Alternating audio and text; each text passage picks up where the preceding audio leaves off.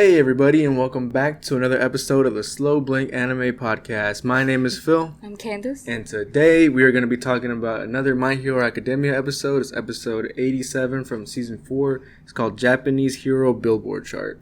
And we got a lot of information about some of the pro heroes that we hadn't seen this episode. Mm-hmm. And just like a quick summary of the whole thing, it's pretty much the top 10 heroes after the second part of the year, and it's the polls and everything, how they were gathered, and it's we get introduced to all of them, and we also get some interaction between Endeavor and the new hero HAWKS, which is a character that it's introduced this episode, but we were introduced to him during the Heroes Rising movie. Mm-hmm. Yeah, so that was pretty cool seeing him actually in the anime. Yeah, we've been wanting to we wanted to see him. Know about him since we saw him. Was it ending or opening? But anyway, in one of the openings or endings, they kind of teased us a little bit with the Red Wing, you know. Yeah, he's been in the ending. Like, they had him blindfolded or something. Yeah. It was weird. But, so just getting into it right off the bat, you want to go over, like, the top heroes first thing? Yeah. All right. So I had to write it down so we didn't forget. So it gets off. They're all in this huge ceremony, like, arena place. And they're getting announced, and they start from the last number 10 all the way up to number 1. So they go, number 10 is the Dragoon hero, Rikyu, which was from the whole overhaul arc, and we got a lot of information about her, and she was really she felt like she didn't deserve it because she didn't save as much people as she wanted to, and that's what she kept bringing up. Then we got number 9, the equipped hero, Yoroi Musha, which is like this old samurai looking dude. Mm-hmm. And I don't know what you thought about his character design, but he looked pretty cool to me. Yeah, he did. Yeah, I think he even mentioned he was more from a different age of the different heroes, so they're kind of transitioning out of his type of hero, which was what I kind of got from that. And then number 8 was the laundry hero Wash, which came out of nowhere because I didn't even see that. I don't remember them mentioning him. A lot of them. Well, some of them came out of nowhere. To be honest with you, where. How are these? I mean, obviously they're keeping them for the really really good stuff, and so they probably didn't show them until now. But how the heck are these people top 10 when I've never seen them, heard them, teased one way or another? And so I'm like, and then a washer. Yeah, hero? I don't even know how he's in the top. Well, a lot of these. We don't know how are they in the top. And then when they introduced this guy, he's like, oh, he's from the laundry commercial or the soap or something. I was like, okay. But that guy, I just didn't understand how he was placing so high. Maybe he's just really strong or something that they're not going to show you till the next arc that's coming. Yeah, because we kind of there's some other bigger heroes, like Fat Gum is one, and then Fourth Kind, remember that space suit looking one? The ones that we've actually seen that were in action in this big arcs that I was like, how are they not top 10? Fat Gum for sure. I don't know. What are these other heroes doing when they're doing this big project and this big planning? Yeah, I don't know. And especially you said it while we were watching the episode. Fat Gum, he was pretty much running a huge part of that overhaul with the drugs, especially. And I think he was 23rd, if I remember correctly. I don't remember what he was ranked. But he was in 20-something. I think 23rd. Because I was just so surprised. I'm like, he's not even at least, 11 or 12 or something like that. That might have been Mountain Lady. That was 23rd. I can't remember. I don't know. But he wasn't in the top 10 is what we were really surprised about. But, yeah, Laundry Machine is... washed is number 8, and then just moving on, number 7 is Kamui Woods, which he was in the first episode, the wood looking guy, and I think he kind of deserves it. We've seen him, so Yeah, because he was in the Camino incident, which was the one where All for One, and that's when All Might had to retire because of that whole fight, and he was part of that operation, so that was understandable why he was up there. But he's a brand new hero too, so he's making huge leaps on the scene right now. Yeah. But moving on, number 6 is the Shield hero Crust, which was this was another one. He was one of those more passionate guys. He was just talking about All Might and how he wanted to be like him and see him in action one more time. But he seemed like a nice dude, nice enough guy. Yeah. But again, we've never seen it. Never seen this dude. Then we got another one we hadn't seen, number 5, Rabbit Hero, Mirko. They kind of teased her in the ending I think. Mm-hmm. Yeah, like I think she's in the same class as All Might, I think, or something like that. But yeah, I don't know. She's in the same class as somebody that's like a hero now too as well. In the end scene, she's playing like volleyball or dodgeball or something, like in the gym uniform. But she was pretty. I don't know. I like the character design on that one. It was like different. Again, we've never seen this one. You haven't seen this person. Never heard of her. Number 4 is the Ninja Hero Edgeshot, which they have talked about him before. Yeah. And I do remember him somehow. Yeah, and I think they did mention he's one of the top heroes whenever they were doing all these operations. I think he looks cool. He does look really cool. And yeah, I like his character design also. And then moving on to the top 3, we've got number 3 is the Fiber Hero Best Genius, who is like semi-retired now because of the whole All for One incident that's been going on. Yeah. So he hasn't been able to work for, I don't know, I'm not even sure how long it's been since that incident, but even still, just from the popularity and like the people writing in, he's still in the top 3 just from all the work that he's done, people waiting for him to come back and like just liking him as a hero. Yeah. Which is pretty cool seeing that. But then the top 2 and the most important ones this episode are number 2, the Wing Hero HAWKS, which is the one that we've been seeing in the ending, and wings, the red wings, and blonde hair. Yeah, we find out a lot of information about him because he's 22 years old, right? He was like the youngest hero to be in the top 10. Like I think since he was 20, he was in the top 10. He started his own hero association at 18. And like it just seems like some kind of like prodigy person and just so talented. He's also laid back. A really laid back dude, and it seemed like a lot of people like him, mm-hmm. like his personality, how he is, and also they appreciate how he helps people. And he just seems like a more. It's like he does it. I don't know. Can we talk about it now or? Yeah, we can if you want. Like later on, the episode, like we see how laid back he is. With all the stuff that's going on around the city, mm-hmm. he still low-key like helps out random people. Yeah. And then he just keeps walking, and then he just keeps casually talking like nothing's happening. It's when him and Endeavor in the city, and they're walking down. It's like the second part of the episode. I thought that was pretty cool. Then we saw how his quirk works. Like it's not just the wings he has, but it's like the feathers coming off. Yeah, it's like he can control it. Yeah. Yeah, can do all kinds of stuff. That was really cool. Yeah. I liked it. But we still haven't seen his actual quirk. Yeah, which I'm waiting for. They haven't explained it yet. But I'm pretty excited for that one. Yeah, I'm excited for him. And then, last but not least, and then we kind of saw this one coming, it's the Flame Hero Endeavor. And this was a pretty big moment for him and for the whole hero, like the hero world, because he's been in that number 2 spot for so long, and it hasn't been like a gap that he's been able to close because it's not something. It's like Endeavor's right here and All Might's like leaps and bounds ahead of him, but finally he gets almost thrown into this position. So we're seeing how he's gonna handle being in this position and being the new symbol of peace. Mm-hmm. And he doesn't. I mean, they're not even considering him symbol of peace. He's just number 1. Yeah, because they even said he was just filling the spot for right now, until. I think this moment it was official. He was the number 1 hero. Yeah.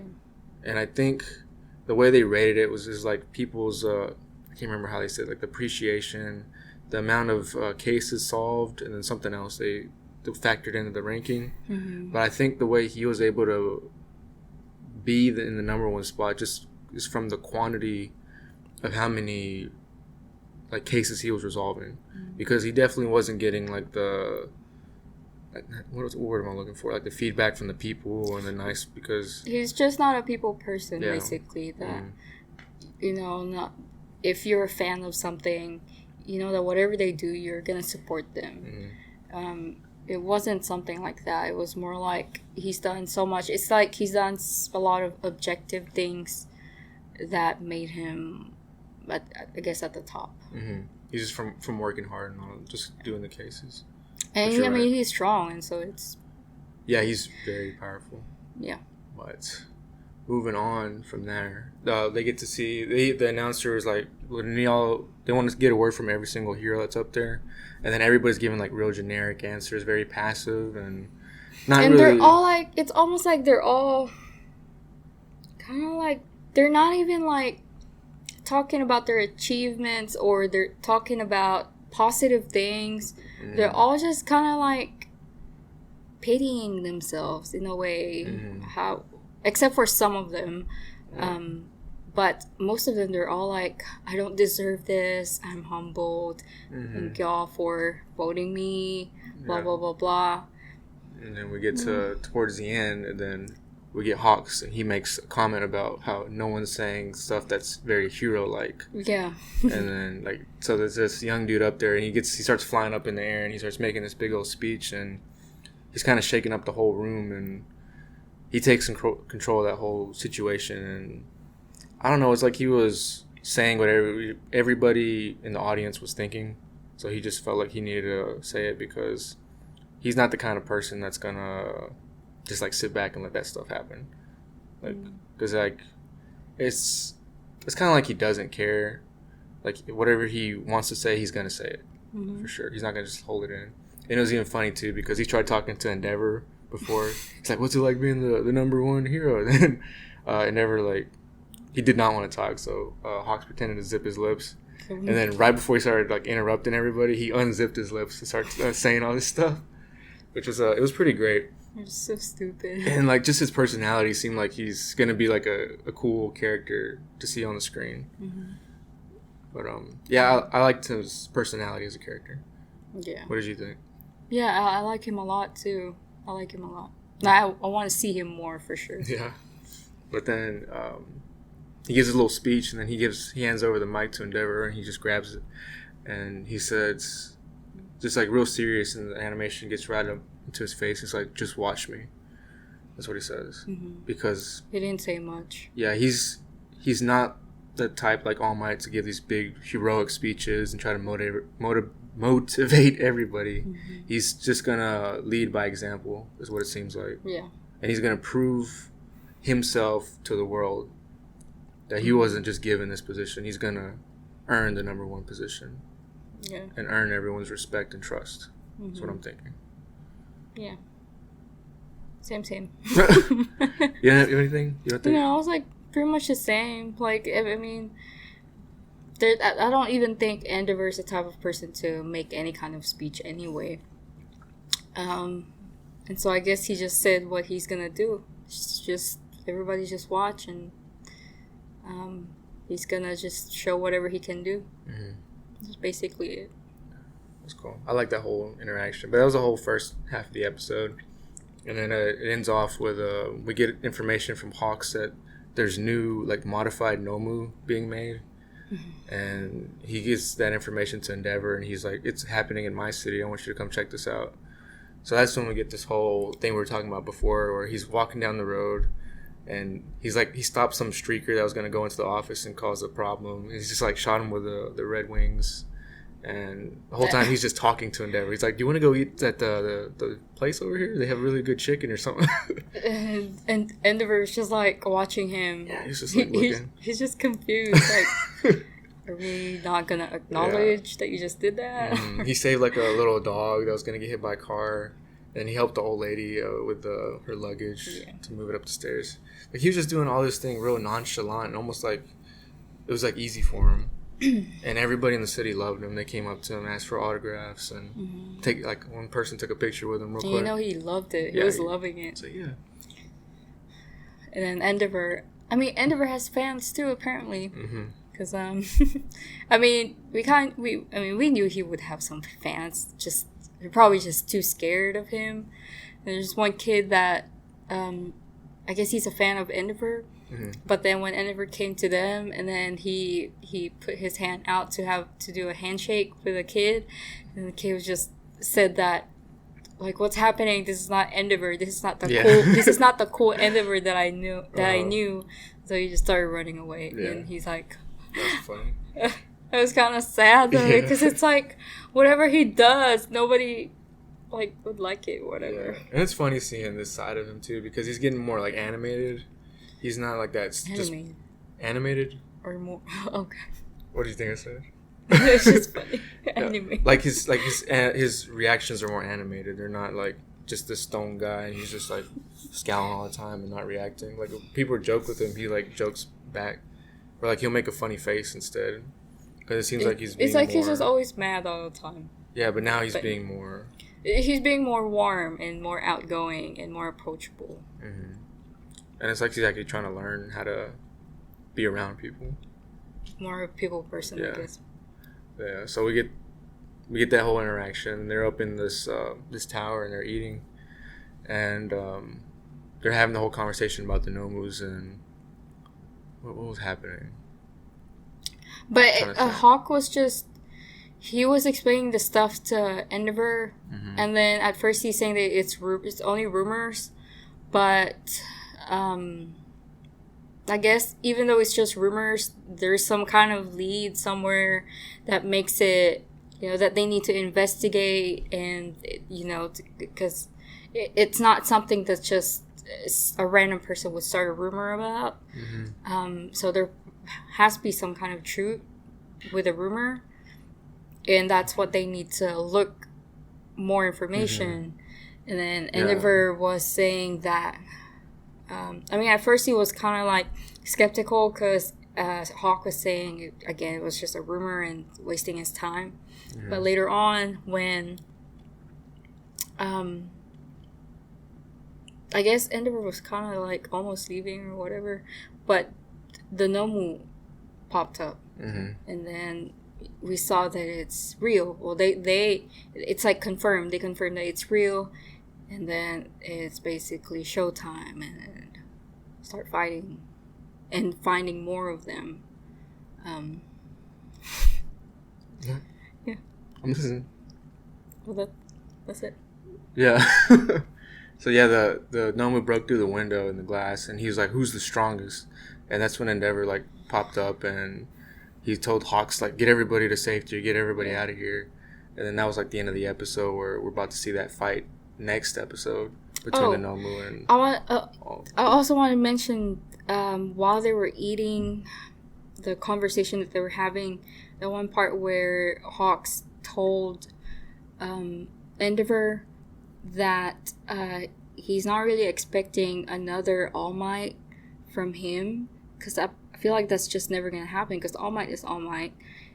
He has his own personality, but he wants him to be a leader at least. Doesn't have to be all, like all people person like All Might, but he has to be a leader one way or another. And then Hawk is going to help him out become a leader. And it seems like he's claiming it as his job. That it's like he's teaming up with Endeavor, kind of. Yeah. It's like he's trying to be his manager or something. That's what it seemed like. And then he's like, I want to do this for you because it's gonna help me, because I want to create a world where there's all the heroes don't have anything to do, so they're bored. And I think he meant so like there's no crime or anything going on. Yeah. So like a hero's job would be easy. And that's what he's like. That's like his life. That's what he wants. It's like an easy, relaxing life. Yeah. That was cool. Yeah, I really got to see some of his personality this episode and like what he stands for and values, which is pretty cool. I can't wait for Endeavor. Yeah, this fight's gonna be crazy. I can't wait for him. Yeah, it's gonna be fun. It's like I think everybody's watching too on the screen. It looks like they're broadcasting it. So like the whole world is watching Endeavor this next episode. And so I guess this is like a spotlight for Endeavor to prove himself, and people will start liking him after this. And then I guess he's not gonna be used to all this attention afterwards. But we'll see. We'll see how that go. But that's it for the episode, pretty much. And we got to see Aerie with some pigtails at the beginning. It's cute. Yeah, cute. And then we also got information that her horn was kind of growing back. Oh. Yeah, so they're keeping her under watch, and they're gonna try to figure out a way to control her power. Maybe use it for some people that lost their quirk. Yeah, especially for Mirio. Is what they want. Mirio's the only one that I care about, to be honest. All right, but that's pretty much it for the whole episode. Thank y'all for watching and listening. Make sure y'all like and subscribe. You can follow us on Facebook, Twitter, Reddit, and Instagram, and we're on all the major podcasting sites that you can listen on the go. Anything else? That's it. All right, thank y'all for watching and listening. We'll see y'all next time.